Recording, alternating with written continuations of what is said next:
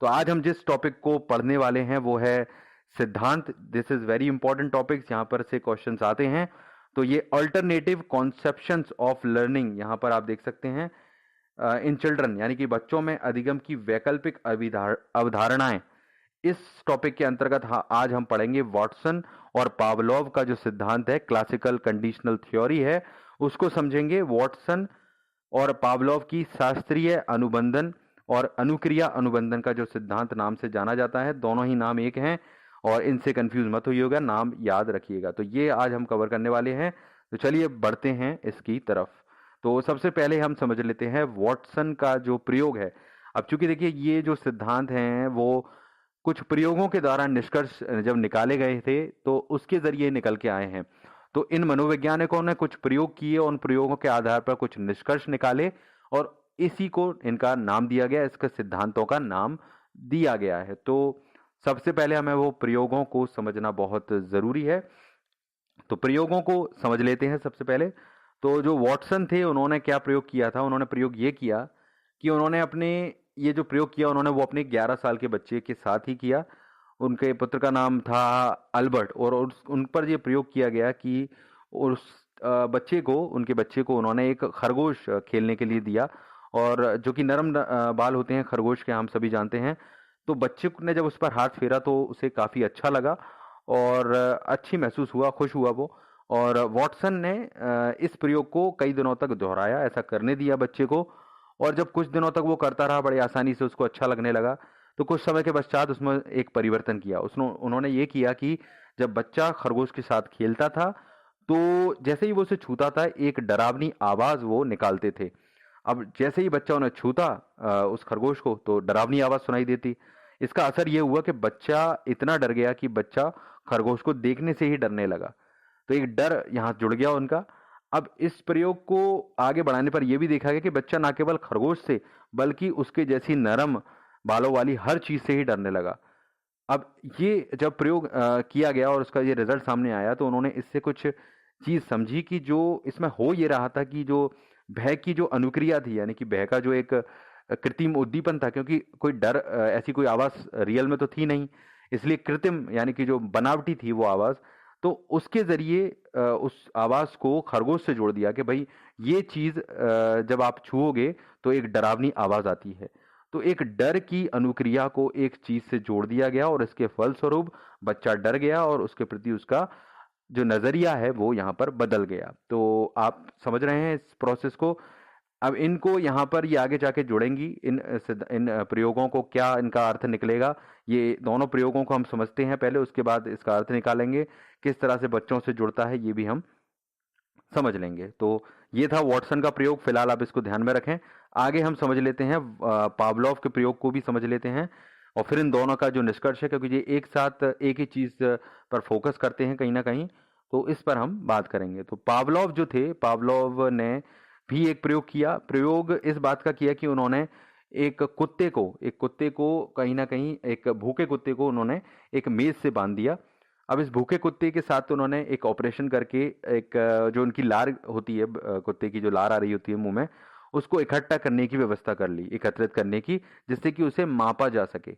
तो कुछ ऐसी व्यवस्था उन्होंने की जिससे कि जब भी कुत्ते के मुंह में लार आए वो उसको स्टोर करके माप सकें। तो अब इसके बाद उन्होंने प्रयोग को आगे बढ़ाते हुए ये किया कि कुत्ते को एक घंटी बजाने के साथ, ये पहले वो घंटी बजाते थे और कुत्ते के सामने किसी मशीन के जरिए, यांत्रिक चीज के जरिए खाना आगे कर दिया जाता था। अब जब घंटी बजती थी, रोज कुत्ता घंटी को सुनता था और उसके सामने जब खाना आता था तो भूखा था तो खाने को देखकर तुरंत उसके मुंह में लार आना शुरू हो जाती थी। ये एक स्वाभाविक प्रक्रिया है, हम भी कहते हैं कि मुंह में लार आना भोजन की वजह से।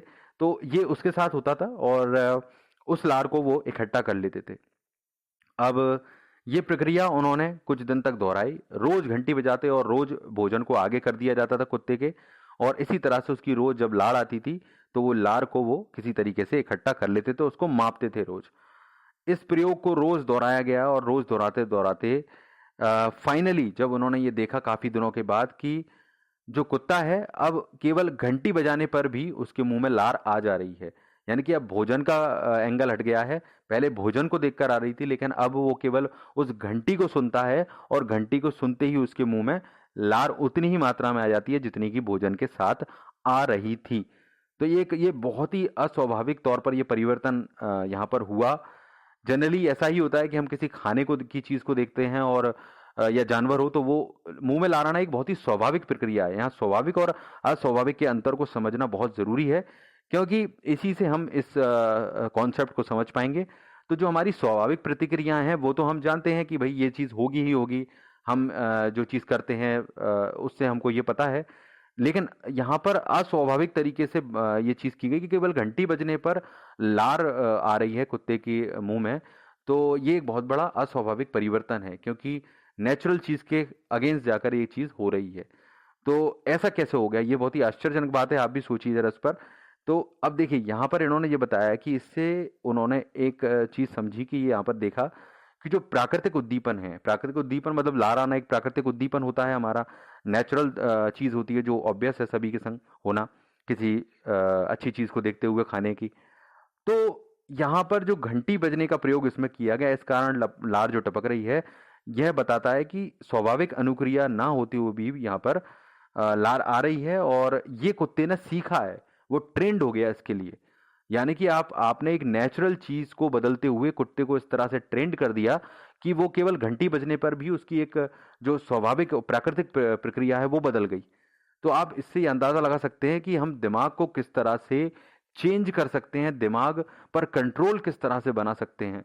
हम अक्सर ये कहते हैं कि ये बड़ा मुश्किल है, ये मैं परिवर्तित नहीं कर सकता, या बच्चे को भी ये कई बार कहते हैं, उनको भी ऐसा लगता होगा कि हम ये परिवर्तित नहीं कर सकते। तो ऐसा नहीं है, किसी चीज को बदलने के साइंटिफिक तरीके हैं और वो अगर हम समझ जाते हैं कहीं ना कहीं और उस टेक्निक को समझ जाते हैं तो दिमाग केवल आपकी प्रोसेस को फॉलो करता है, दिमाग को आप जैसा सिखाएंगे वो वैसा करने लगता है। This is very interesting concept according to me. हम सभी को भी इस चीज से काफी कुछ समझ में आता है। तो अब इन दोनों प्रयोगों का मेन आधार क्या था, हम बैक टू अपनी टॉपिक पे आते हैं। तो इनका आधार क्या था? देखिए आधार ये था इनका कि मनोवैज्ञानिकों ने इससे ये निष्कर्ष निकाला, जो महत्वपूर्ण टॉपिक निकला, कि भाई किसी प्रक्रिया को जब हम बार बार दोहराते हैं, रिपीट करते हैं बार बार उसको, तो अस्वाभाविक उद्दीपक भी प्रतिक्रिया देने लगते हैं। तो ये एक लाइन इस दोनों ही कॉन्सेप्ट का सार है। इसको आप दिमाग में बैठा लीजिएगा तो आपसे से जो भी प्रश्न इससे रिलेटेड आते हैं आप बड़ी आसानी से कर लेंगे। बिकॉज यहाँ पर यही बोल रहे हैं ये लोग कि कोई भी अस्वाभाविक उद्दीपक हो, जैसा कि हमने देखा अभी केस में कि घंटी बजी और लार आ गई, तो एक अस्वाभाविक तरीका था। तो जब हम किसी प्रक्रिया को रिपीटेशन में करते हैं, बार बार बार बार बार बार किए जा रहे हैं, तो कई बार इन नेचुरल तरीकों से भी रिस्पॉन्स आने लगते हैं। तो ये एक सीखने में बहुत हेल्प करेगी ये चीज़। विद्यार्थियों को कैसे करेगी वो हम समझेंगे इसमें कि कैसे करेगी, यहाँ पर मैं आपको बताऊंगा इसका। पहले हम ये समझ लेते हैं कि इसको और क्या क्या कहा जाता है। तो यहाँ देखिए, इसको अनुक्रिया का सिद्धांत भी कहा जाता है, शास्त्रीय अनुबंध सिद्धांत भी इसको कहा जाता है, ये यहाँ पर बताया गया है। और इसके फायदे ये होंगे, देखिए, कि इसके आधार पर आप बच्चों को प्रेरित करना सिखाएंगे। इसके आधार पर यह सिखाएंगे कि आप विभिन्न कौशलों को सीखने की प्रक्रिया में गलतियों से डरिए मत। गलती मतलब यहाँ पर यह सिखाएंगे बेसिकली कि आप जो सीख रहे हैं उसमें परिवर्तन हो सकता है, आप उसको डर पैदा ना करें। कोई ऐसी टेक्निक आप होगी, कोई ऐसा, हर किसी का एक कोई उद्दीपन का कारण, उद्दीपन यानी कि कोई ऐसा फैक्टर होता है जिसकी वजह से आप उन्हें सिखा सकते हैं। तो बस उसकी देर है, उसकी वजह से ये बदलाव हो सकते हैं। तो ये इससे फायदा निकलता है।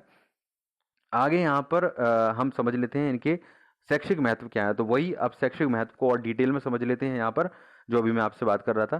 तो देखिए यहाँ पर ये पॉइंट बताए गए हैं कि इसके सिद्धांत का उपयोग करने से आपको क्या फायदे होंगे। तो पहला पॉइंट यहाँ पर दिया गया है, मानसिक संवेगात्मक असंतुलन या अस्थिरता का उपचार है। ये बिल्कुल सही बात है, क्योंकि इस सिद्धांत में यही देखा आपने कि जो नेचुरल चीज बदली जा रही है। अब नेचुरल चीज का मतलब है कि हम मानसिक और संवेगात्मक तौर पर, बच्चे कई ऐसे होते हैं जिनमें कुछ कमियां महसूस करते हैं।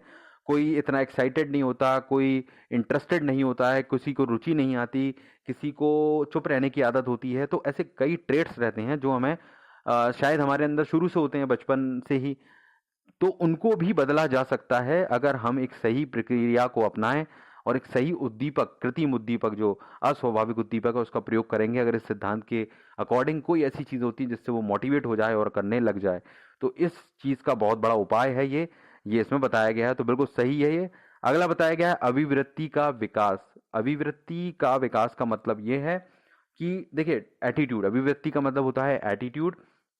अब आप एटीट्यूड कैसे डेवलप कर सकते हैं? देखिए कुछ लोगों का एटीट्यूड जन्मजात ही बहुत ही नेगेटिव होता है, कुछ डल से होते हैं, कुछ लोग सुपर एक्साइटेड होते हैं बहुत हर चीज में। बच्चे आपने देखा होगा, कुछ लोग बिल्कुल तैयार रहते हैं हमेशा और कुछ ना कुछ करना चाहते हैं। तो ये डिफरेंसेस व्यक्तिगत होते हैं, हमें देखने मिलते हैं। तो इस तरह के व्यक्तिगत एटीट्यूड को बदलने में भी ये बहुत मदद करेगा ये सिद्धांत।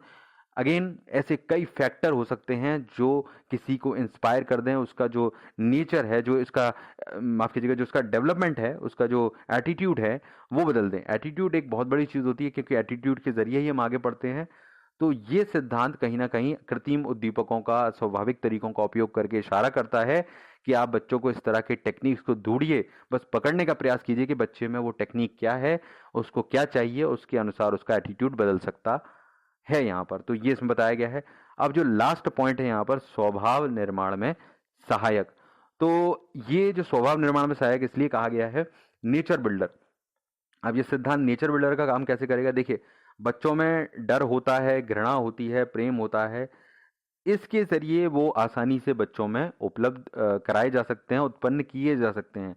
आपने देखा किस तरह से व्यवहारिक चेंज कर दिया एक कुत्ते में, तो मनुष्य तो बहुत अलग चीज है। तो कहीं ना कहीं अगर बच्चे को इस तरह की प्रोसेस में लगा दिया जाए, तो उसका जो स्वभाव है, जो उसका नेचर है, वो किसी भी तरह की भावना में एंगेज हो सकता है।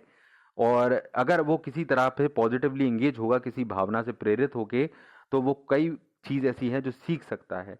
अब वो कोई भी चीज हो सकती है, आप उसमें कुछ भी इंस्पायर कर सकते हैं। तो इमोशन सीखता है, तो इमोशन उसको आगे अभिव्यक्त करने में, उसको एक्सप्रेस करने में यहाँ पर बहुत ज़्यादा हेल्प करते हैं। तो इसमें ये चीज़ बहुत ज़्यादा होती है। और देखिए ये जो सिद्धांत है कहीं ना कहीं इस बात पर गढ़ा गया है कि जैसे मैंने आपको पहले ही बताया कि हमें ये नहीं सोचना चाहिए कि एक नेचुरल बच्चों में एबिलिटी होती है, भाई इसको तो बदला नहीं जा सकता। हम भी कई बार ऐसा सोच लेते हैं, भाई ये तो उसका स्वभाव है, ये तो बच्चे की आदत ही है। नहीं, ऐसा नहीं है। चाहे वो जन्म से मिली हो, चाहे कैसी भी नेचर की आदत हो, उसे कहीं ना कहीं बदला जा सकता है। ये इसका बहुत अच्छा कॉन्सेप्ट है। तो हमें इस बात पर फोकस करना है कि वो उद्दीपक क्या हो। आप उन चीजों पर ध्यान दीजिए जो उसके इस डायरेक्शन को बदल सकते हैं, जो इसमें परिवर्तन ला सकते हैं। अगर हम वो फाइंड आउट कर लेंगे, चाहे वो अपने केस में भी हो, तो कहीं ना कहीं हमें बड़ी आसानी होगी और हम इसको आसानी से करवा सकते हैं। बच्चों के जो एक परिवर्तन है उसको। ये था हमारा आज का लेक्चर, और आज के इस लेक्चर को यहीं ख़त्म करते हैं। आप इसको लाइक, शेयर और सब्सक्राइब ज़रूर करें चैनल को, और बेल बटन दबाएं आगे के लेक्चर्स के लिए। Thank you very much.